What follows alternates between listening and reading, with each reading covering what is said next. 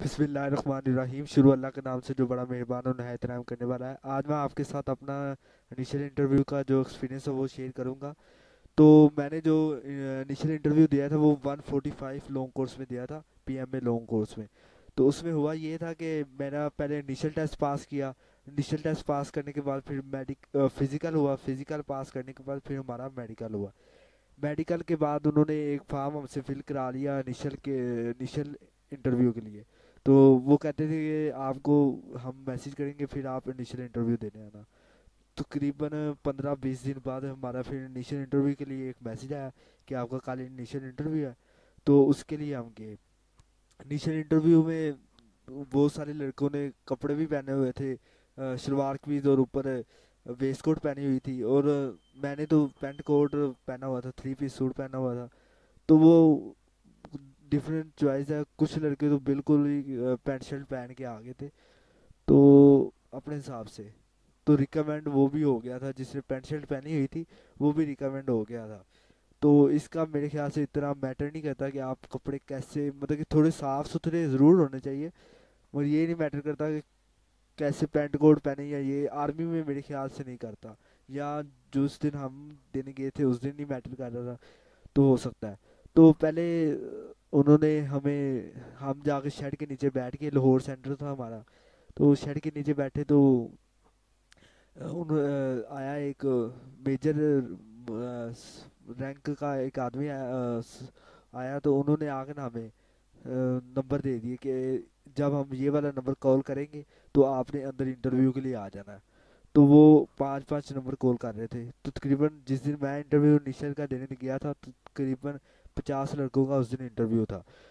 تو جب وہ کہیں سے بھی بلا لیتے تھے، کبھی 25 سے 30 کے درمیان بلا لیتے تھے، کبھی 35 سے 40 کے درمیان، وہ درمیان درمیان سے لڑکے بلا رہے تھے، مطلب کہ نمبر وائز نہیں بلا رہے تھے۔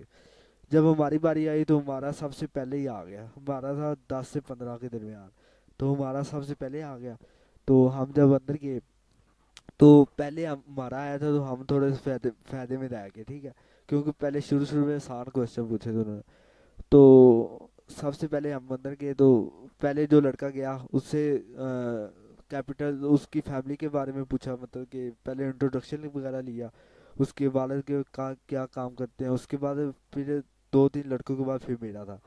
تو میرے میں جب میں اندر گیا تو انٹرویو اسٹارٹ ہوا، تو انٹرویو اسٹارٹ ہونے کے بعد سب سے پہلے انہوں نے نا میرے انٹروڈکشن لیا، انٹروڈکشن لینے کے بعد تو انٹروڈکشن انہوں نے کہا کہ انٹروڈکشن دو۔ تو میں انگلش میں نا ایک پیراگراف نا پورا رٹا لگا گیا تھا اپنے انٹروڈکشن کا۔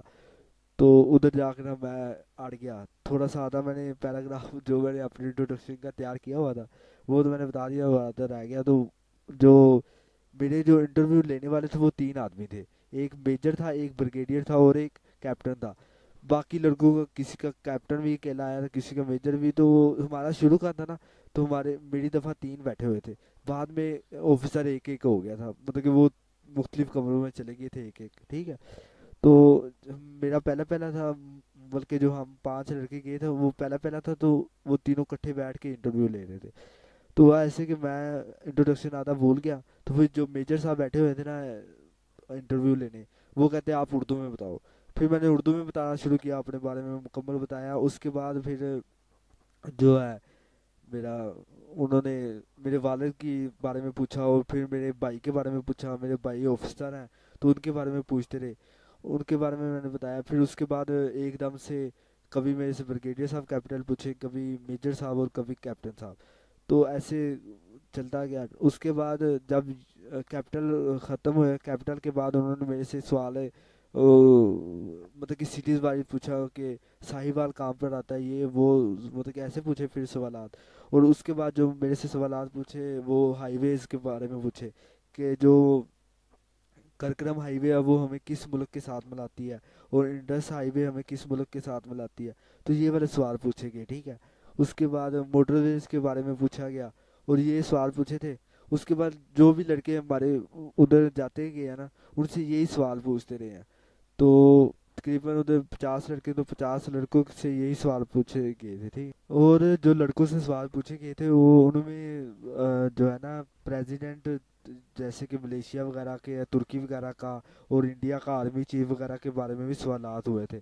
تو آپ کو یہ بھی پتہ ہونا چاہیے. اس کے علاوہ آپ کو جو ہمارے ارد گرد ممالک ہیں تو وہ ہماری کس ڈائریکشن میں آتے ہیں تو وہ بھی آپ کو پتہ ہونا چاہیے. یہ بھی سوال بار بار لڑکوں سے پوچھے جا رہے تھے.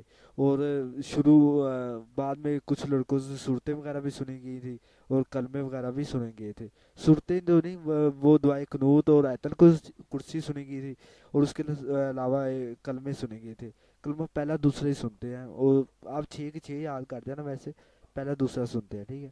اس کے علاوہ یہی کیپٹل آپ اچھی طرح تیار کر دینا. اور ڈائریکشن وغیرہ کے بارے میں، اور اس کے علاوہ آپ کو پاکستان کی جو ہائی ویز اور موٹر ویز کے بارے میں پتہ ہونا چاہیے. اور جی ٹی روڈز وغیرہ کے بارے میں مکمل انفارمیشن ہونی چاہیے. اور سٹیز جو اہم اہم سٹیز ہیں ان کے بارے میں پتہ ہونا چاہیے، وہ کہاں آتی ہیں، کس صوبے میں آتی ہیں، تو آپ کو یہ پتہ ہونا چاہیے. اور دریاؤں کے بارے میں بھی سوالات پوچھے گئے تھے کہ دریا چناب کہاں پر ہے، یہ وہ.